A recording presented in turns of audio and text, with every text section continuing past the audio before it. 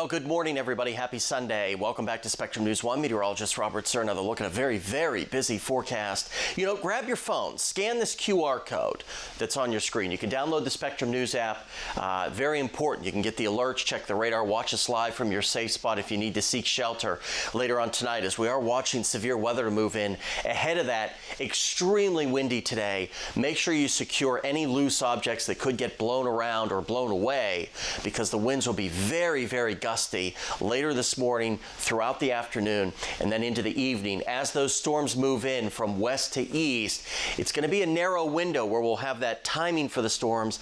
Behind everything, the storms move out, and then the rain changes to a little bit of snow shower activity in the overnight hours and for a good part of our Monday. But very, very mild today, well into the 70s by later today. But as we time everything out with Futurecast, notice as we get deeper into the afternoon and the evening, here comes some of that rain, probably as we get towards sunset, first toward the west, and then marching its way toward the east here. And it's right on that leading edge. That's going to be our best chance for the damaging wind gusts and the threat for a very brief tornado. And then here comes the snow shower activity as we get into our Monday. You see the threat here very high for those damaging wind gusts in those storms.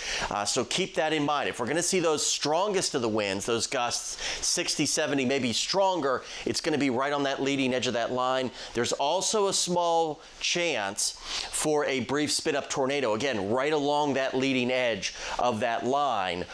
Once that line moves through, that tornado threat will end very, very rapidly. Mid-70s today, an extremely warm and extremely windy day across the entire tri-state, as winds will be increasing as we go through the morning. Then temperatures free fall behind the system.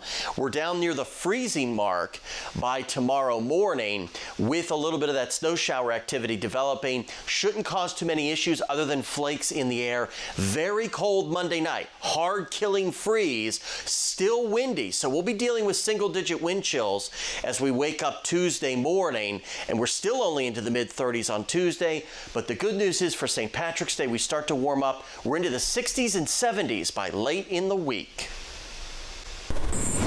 Most pedal